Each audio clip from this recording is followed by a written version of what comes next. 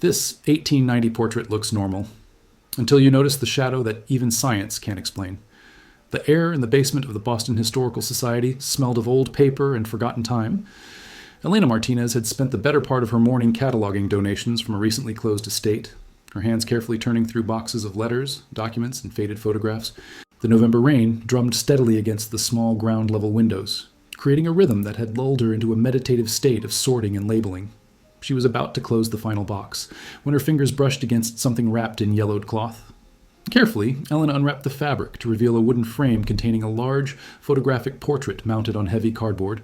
The image showed a Victorian family posed in an ornate parlor. A stern-looking man in his 40s with a thick mustache, a woman in an elaborate dark dress with her hair pulled severely back, and between them, a girl of perhaps 8 or 9 years old, wearing a white lace dress and holding a porcelain doll. Elena carried the portrait to her desk and positioned it under the lamp. The photograph was remarkably well preserved, the details sharp and clear despite its age. She could make out the pattern on the wallpaper behind the family, the texture of the carpet beneath their feet, even the individual buttons on the man's waistcoat. According to the inscription on the back, written in elegant script, it read, "The Harrison Family, Boston, October 1890. Photographer, Theodore Welch." As she studied the image more closely, something caught her attention. Elena leaned forward, her breath catching slightly. The shadow cast by the young girl didn't align with the shadows of her parents, while the man and woman's shadows fell naturally to their left, suggesting a light source from the right side of the room. The girl's shadow extended almost straight behind her, as if illuminated from directly in front. Elena blinked and looked again, certain her eyes were playing tricks. But no, the discrepancy was undeniable. She retrieved a magnifying glass from her drawer and examined every inch of the photograph. The shadows of the furniture, the elaborate curtains, even the decorative vase on a side table, all consistent with a single light source, except for the girl's shadow. Her hands trembled slightly as she turned the portrait over again, reading the inscription once more. Something about this photograph wasn't right. In her 15 years as a conservator, Elena had examined thousands of historical photographs, and she had never seen anything like this. Photographic anomalies weren't uncommon. Double exposures, chemical stains, scratches on the negative. But this was different. The shadow appeared intentional and possibly present, defying the basic laws of light and physics. Elena glanced at the clock. It was past 6, and the building would close soon, but she knew she wouldn't be able to leave this mystery behind. Elena arrived at the Historical Society before sunrise the next morning, the portrait carefully wrapped and tucked under her arm. She had barely slept, her mind racing with questions about the Harrison family and their impossible photograph. The November cold bit at her cheeks as she unlocked the heavy oak door and made her way down to the conservation laboratory. The lab was her sanctuary, equipped with specialized lighting, microscopes, and chemical analysis tools that allowed her to peer into the secrets of historical artifacts. She positioned the portrait on the examination table and switched on the overhead lights, their bright white glow illuminating every detail of the image. Under magnification, the photograph became even more mysterious. The paper showed no signs of manipulation or retouching. The emulsion was intact, the surface unmarred by the telltale signs of alteration that would have been common in Victorian-era photo editing. The shadow wasn't painted on or added later. It was embedded in the original image, captured at the moment of exposure. Elena documented everything with her digital camera, taking dozens of photographs from different angles and under various lighting conditions. She measured the angles of every shadow in the portrait, calculating the geometry of light and position. The parents' shadows indicated a light source positioned approximately 15 degrees to the right and slightly elevated, consistent with a typical photographer's setup using natural window light supplemented by reflectors. But the girl's shadow told a completely different story. Its angle suggested direct frontal illumination, as if someone had stood directly in front of her with a powerful light source. Yet there was no evidence of a second light in any other element of the photograph. The mystery deepened with every measurement Elena took. She pulled up the Historical Society's database on her laptop and began searching for information about the Harrison family. The name was common enough, but with the addition of the date and the photographer's name, she hoped to narrow down her search. After an hour of sifting through census records, city directories, and newspaper archives, she found them. Charles Harrison, age 43 in 1890, had been a prominent merchant in Boston's textile trade. His wife, Catherine, came from Old Boston money, and their daughter Grace had been their only child. Elena's fingers hesitated over the keyboard as she clicked on a newspaper article from November 1890, just weeks after the portrait had been taken. The headline made her blood run cold. "Tragedy strikes prominent Boston family. Young girl vanishes without trace." Grace Harrison had disappeared from her home on a foggy evening, never to be seen again. The article described a massive search effort, the family's devastation, and the complete absence of clues. It was as if the child had simply ceased to exist. Elena sat back in her chair, staring at the portrait on the examination table. The girl's face looked back at her, serene and unknowing, frozen in that moment before everything changed. Elena spent the following days immersed in research, barely noticing the passage of time as she pieced together fragments of the Harrison family's story. The more she learned, the more questions arose. Grace's disappearance had devastated her parents. Catherine had become a recluse, rarely leaving their Beacon Hill mansion, while Charles had thrown himself obsessively into his business, working 16-hour days until his death from a heart attack in 1895. But it was the photographer, Theodore Welch, who began to intrigue Elena most. She found his name listed in several city directories from the 1880s and early 1890s, operating a studio on Tremont Street. Welch had advertised himself as a specialist in scientific photography and experimental processes, which was unusual for the time. Most photographers focused on portraiture and commercial work, but Welch seemed to have broader ambitions. Elena discovered that Welch had published several articles in photographic journals discussing his experiments with new chemical compounds and exposure techniques. He was particularly interested in capturing what he called the essential nature of his subjects, though his writings were often vague about what exactly that meant. Some colleagues had praised his innovation, while others dismissed him as the eccentric who prioritized experimentation over commercial success. Then Elena found something that made her pause. In December 1890, just 2 months after taking the Harrison portrait and 1 month after Grace's disappearance, Theodore Welch had died. The death certificate listed the cause as chemical poisoning, and a brief newspaper obituary mentioned that he had been found in his studio, surrounded by bottles of photographic chemicals. The coincidence was too striking to ignore. Elena contacted the Massachusetts State Archives and requested access to any records related to Welch's death. While she waited for a response, she decided to examine the portrait more closely, this time looking for clues about the photographic process itself. Using a technique called raking light, shining a narrow beam across the surface at a sharp angle, Elena could see the texture of the photograph in minute detail. What she discovered made her heart race. Along the edges of the girl's shadow, there were microscopic variations in the emulsion density that didn't appear anywhere else in the image. Under extreme magnification, these variations formed patterns, almost like residue from an unknown chemical compound. Elena carefully took samples from the very edge of the photograph where the mounting board met the image and prepared them for analysis. The Historical Society didn't have the equipment for detailed chemical testing, but she knew someone who did. Her former professor, Dr. Robert Chen, now ran the Conservation Science Department at Harvard and had access to some of the most advanced analytical tools available. She called him that evening, explaining what she had found. His voice grew serious as she described the shadow anomaly in the chemical traces. "Bring it to the lab tomorrow," he said. "This sounds like something we need to examine very carefully. If Welch was experimenting with unknown compounds, we might be looking at something historically significant and potentially dangerous." That night, Elena locked the portrait in the Society's climate-controlled vault, but she couldn't lock away her growing unease. The shadow in the photograph seemed to watch her, a dark presence that defied explanation and hinted at secrets buried for over a century. The Harvard Conservation Laboratory occupied a modern wing of the Fogg Museum, its clean white walls and sophisticated equipment a stark contrast to the dusty archives where Elena usually worked. Dr. Chen met her at the entrance, his silver-rimmed glasses reflecting the morning light as he examined the portrait she carried. "Remarkable preservation," he murmured, leading her through security doors into the main lab. 1890, you said? The emulsion should have degraded significantly by now, but this looks like it was taken yesterday." They positioned the portrait under a specialized microscope connected to a computer monitor. As Dr. Chen adjusted the magnification, the image of young Grace Harrison filled the screen. Her face enlarged until individual grain structures in the photographic emulsion became visible. He focused on the shadow, and Elena watched as patterns she hadn't been able to see with her magnifying glass emerged on the monitor.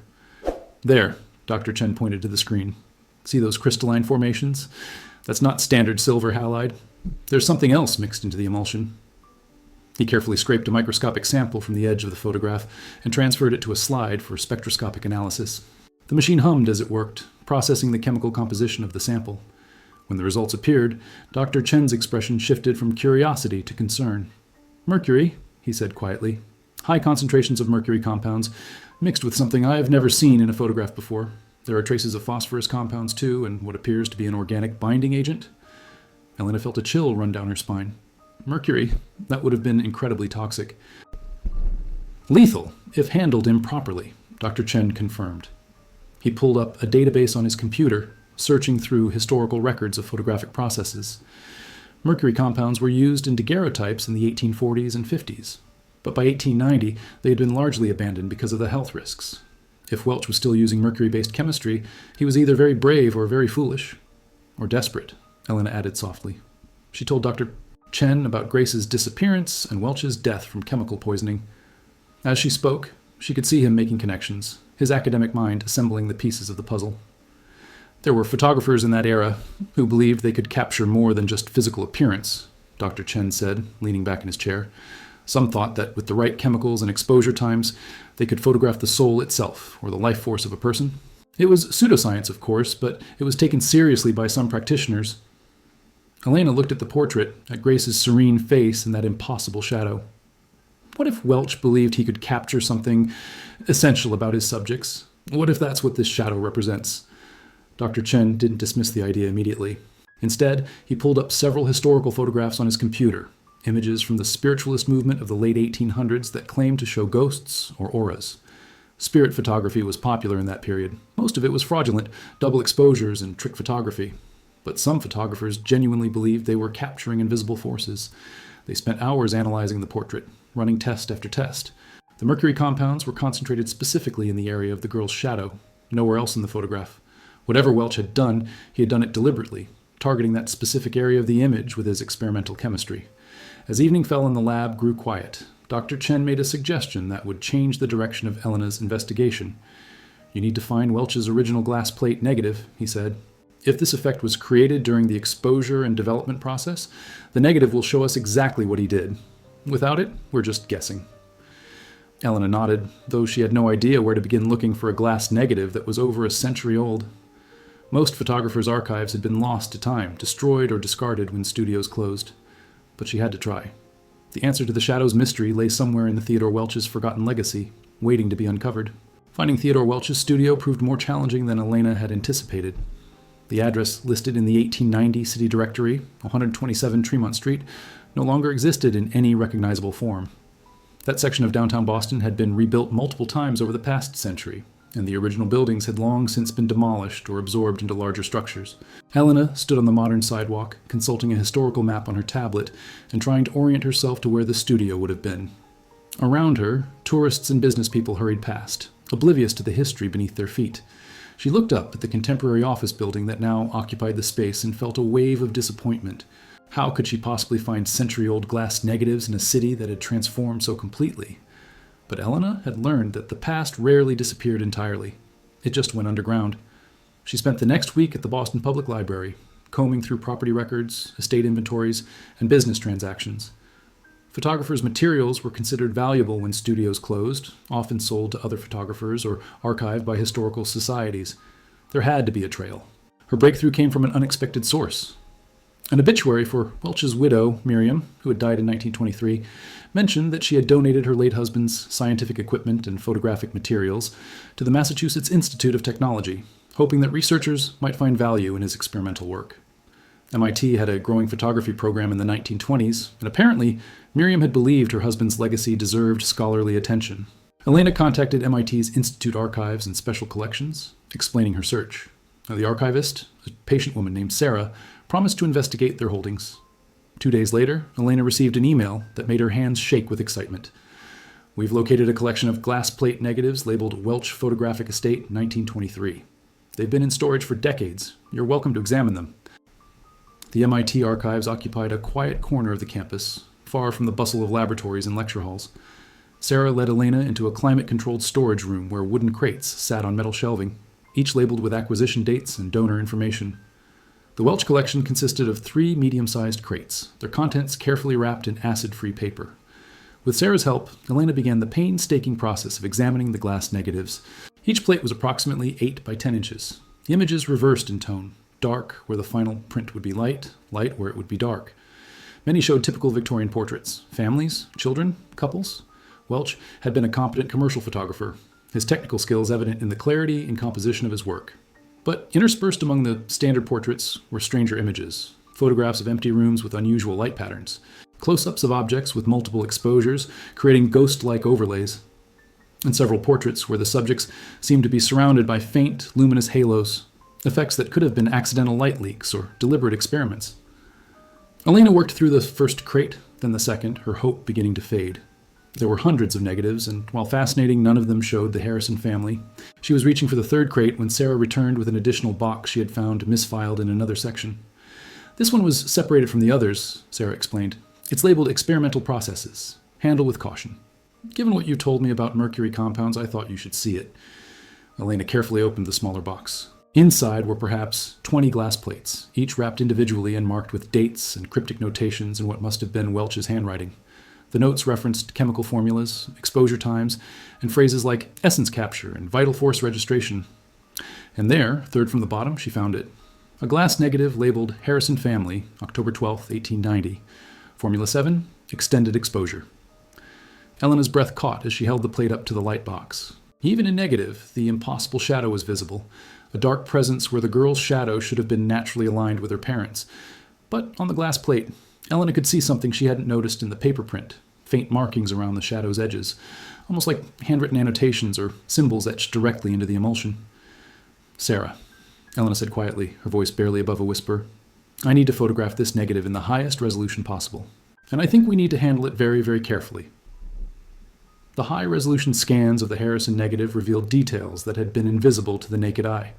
Back in her conservation lab at the Historical Society, Elena examined the digital images on her large monitor, zooming in until the pixels began to separate and the texture of the glass plate's emulsion filled the screen. The markings around the shadow's edge were definitely intentional, tiny scratches or etchings made directly into the glass, negative before or after exposure. They formed symbols that looked almost like chemical formulas or mathematical notations, but in a shorthand Elena couldn't decipher. She printed out the images and spent an entire afternoon trying to make sense of the annotations, but they remained stubbornly cryptic.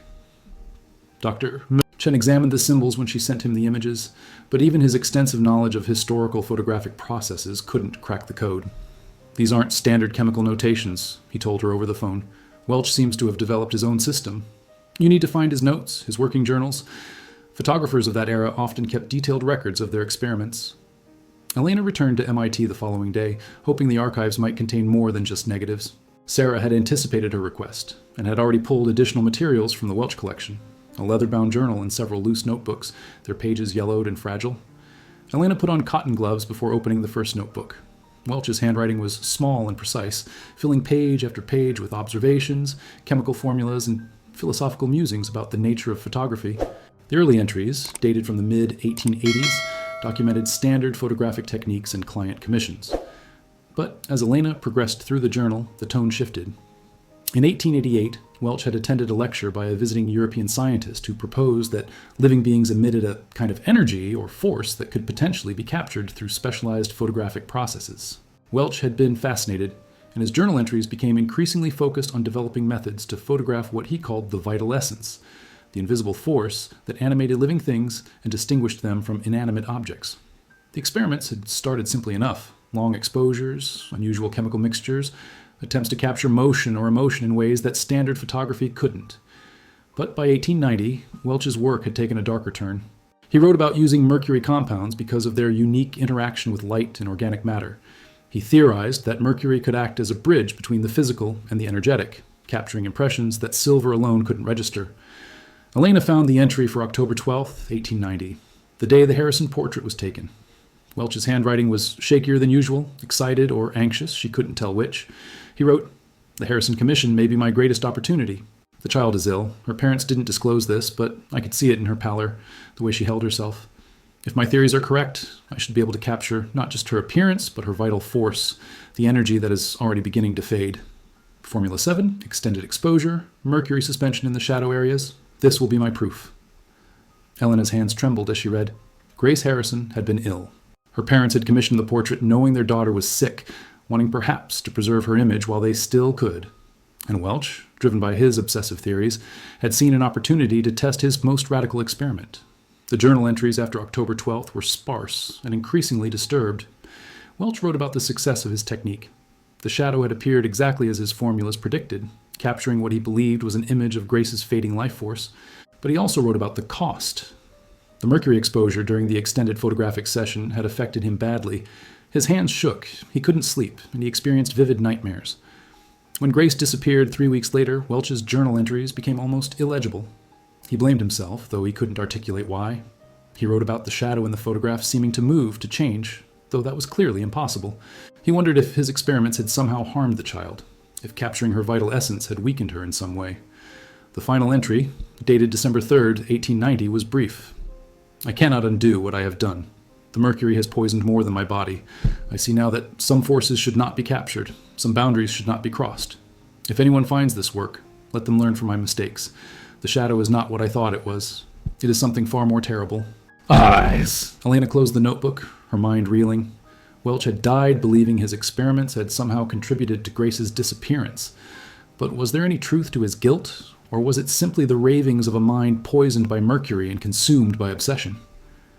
Elena knew she needed to understand more about Grace Harrison's disappearance and the circumstances surrounding the portrait commission. The newspapers from 1890 had provided the basic facts, but she needed deeper context. The human story beneath the headlines.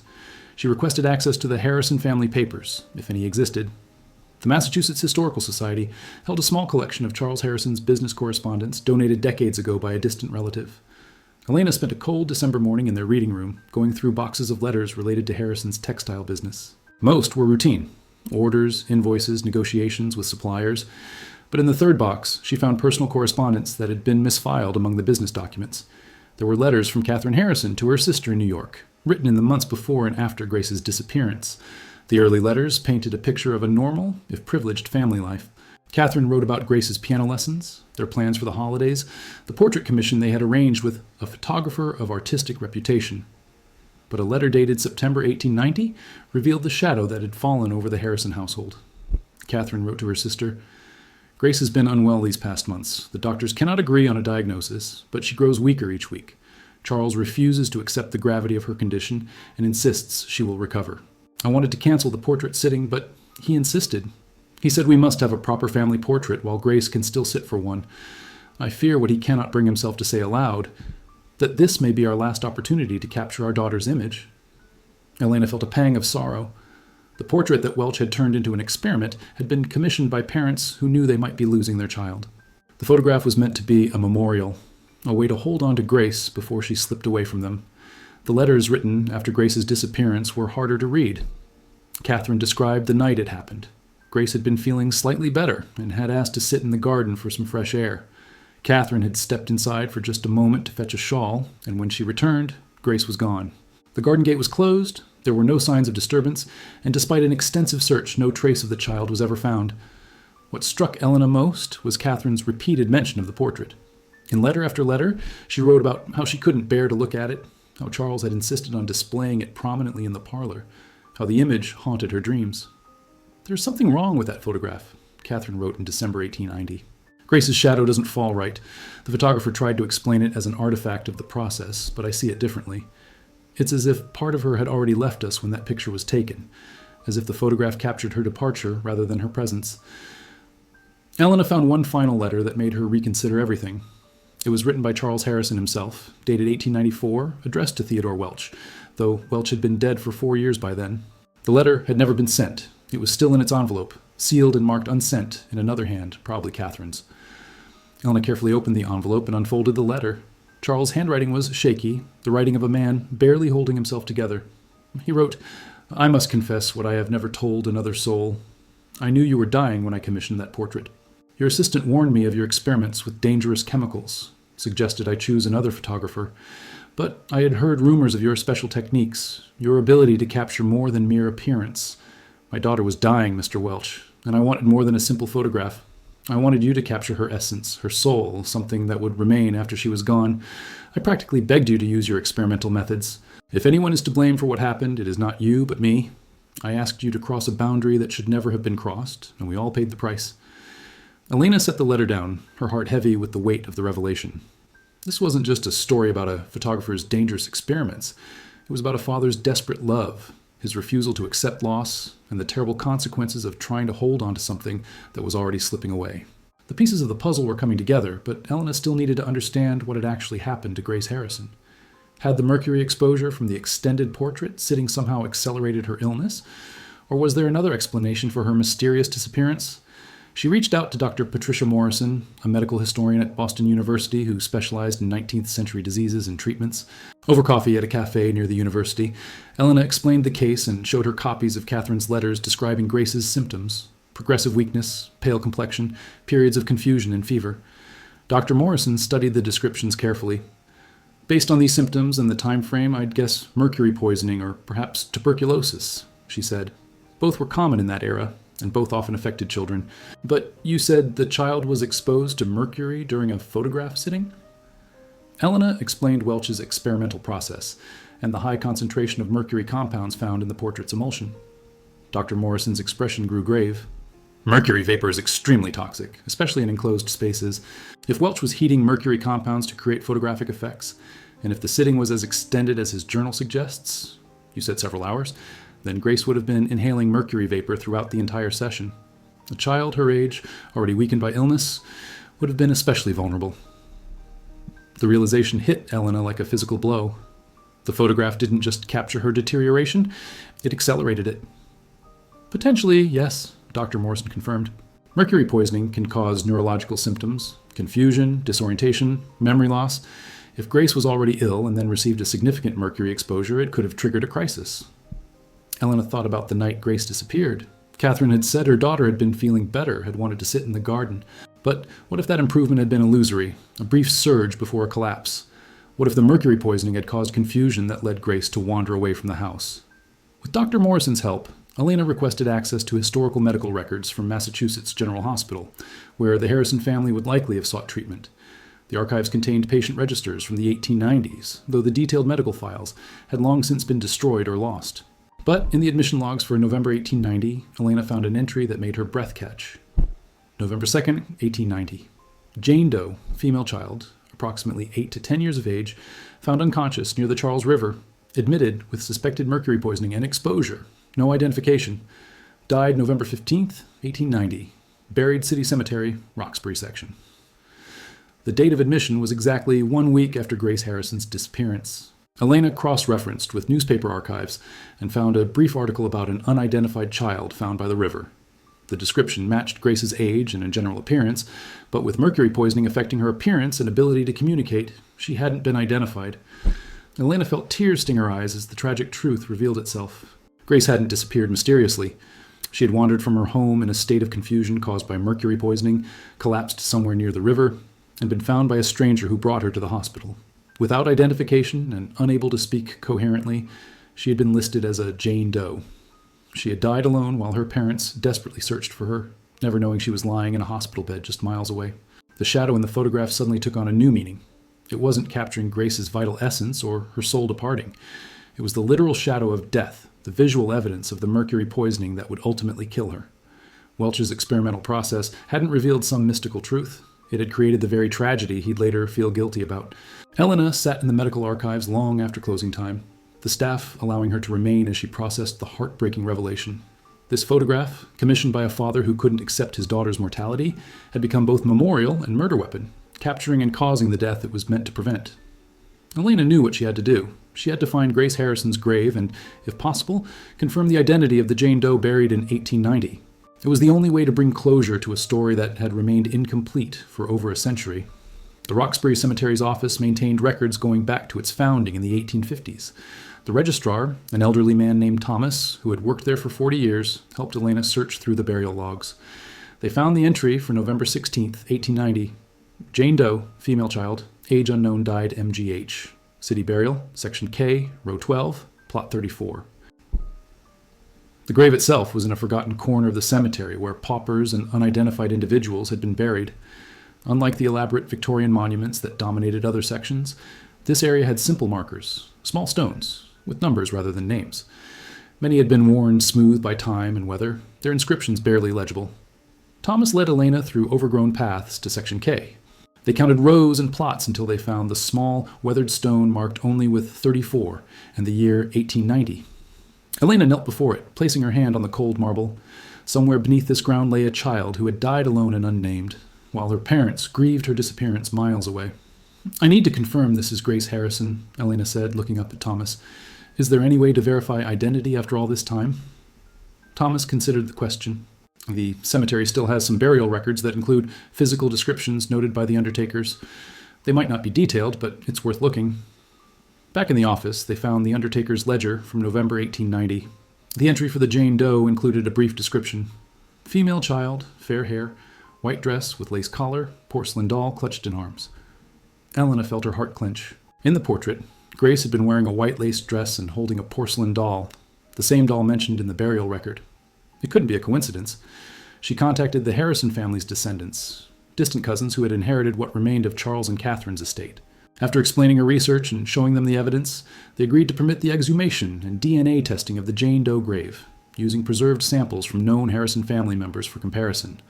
The process took weeks. The exhumation was handled by forensic archaeologists who treated the grave with the respect and care it deserved. The remains were examined, photographed, and sampled for DNA analysis.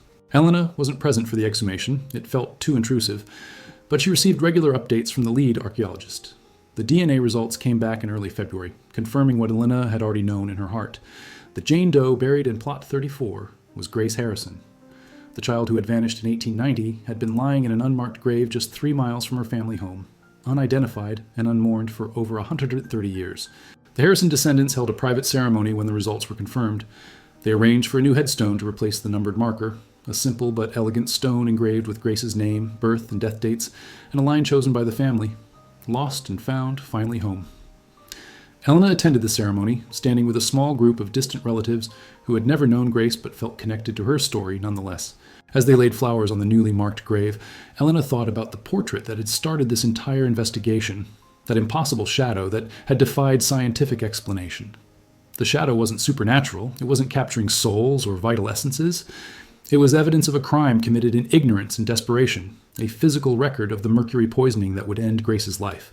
The shadow that seemed to defy the laws of light was actually obeying a different law, the law of consequence, showing that every action, even one taken from love, carries weight and leaves traces. 2 months after Grace Harrison's reburial, Elena finished her report on the portrait and its tragic history. The document detailed the technical aspects of Welch's experimental process, the mercury poisoning that had contributed to Grace's death, and the sequence of events that had led to her being buried as an unidentified child while her family mourned her disappearance. The Boston Historical Society held a small exhibition featuring the portrait, accompanied by Elena's research and historical context. The display included copies of Catherine's letters, pages from Welch's journals, and the medical records that had finally solved the mystery. The portrait itself was displayed behind protective glass, a warning label noting the presence of toxic compounds in its emulsion. The exhibition drew unexpected attention. Local newspapers ran stories about the forgotten tragedy, and several academic journals requested permission to publish Elena's findings. But for Elena, the most meaningful response came from visitors who stood before the portrait, reading the story and seeing the impossible shadow with new understanding. An elderly woman approached Elena during the exhibition's opening. She introduced herself as a professor of photographic history and shared her own research into Victorian-era experimental photography. "What you've uncovered here is important beyond this single case," she said. Welch wasn't alone in his dangerous experiments. There were dozens of photographers in that era who used toxic chemicals in pursuit of artistic or scientific goals. How many other families suffered similar tragedies that were never documented or understood? Elena had wondered the same thing. She'd started looking into other photographers mentioned in Welch's journals, colleagues who had shared his interest in experimental processes. Several had died young, and several had clients whose families experienced mysterious tragedies shortly after portrait sittings. The pattern was there, once you knew to look for it. Dr. Chen visited the exhibition and spent a long time examining the portrait. "The irony," he said to Elena, "is that Welch achieved what he set out to do, just not in the way he imagined. He wanted to capture the essence of life, and instead, he captured the precise moment and mechanism of death. The shadow is exactly what he thought it was, a record of something invisible made visible, just not something mystical or spiritual, something chemical and tragically mundane." The Harrison family descendants donated the portrait to the Historical Society permanently, with the stipulation that it be displayed with the full story of Grace's death and the dangers of 19th century experimental photography. They also established a small memorial fund for researching and preserving the histories of other children who died in similar circumstances. On the final day of the exhibition, Elena stood alone before the portrait after the museum had closed. She studied Grace's face, the serious expression of a sick child trying to hold still for the camera, the porcelain doll clutched in her hands, and that impossible shadow that had led Elena down this path of discovery. The shadow no longer seemed mysterious or supernatural. It was simply evidence, a physical trace of the mercury that had saturated the air during that long October photography session in 1890. The anomaly that had defied explanation was explained by chemistry, not mysticism, by human error, desperation, and the tragic consequences of crossing ethical boundaries in the name of art or science. But Elena also recognized something else in the portrait now. Despite the tragedy embedded in its creation, the photograph had ultimately served its intended purpose. Charles Harrison had wanted something that would preserve his daughter's memory, something that would reveal the truth of her existence. The portrait had done exactly that, just not in the way anyone had imagined. It had preserved Grace's story for over a century, keeping it safe until someone was willing to look closely enough to understand what the impossible shadow really meant. Elena turned off the exhibition lights and locked the gallery door. Tomorrow, she would begin researching another mysterious photograph from the Society's archives, another puzzle waiting to be solved. But tonight, she felt the weight of closure, the knowledge that Grace Harrison was no longer lost, no longer unnamed, and that her story, however tragic, was finally understood and told. The portrait remained in the gallery, Grace's shadow falling impossibly across the frame, a permanent reminder that the past never truly disappears. It simply waits, patient and silent, for someone curious enough to zoom in and discover what lies hidden in plain sight.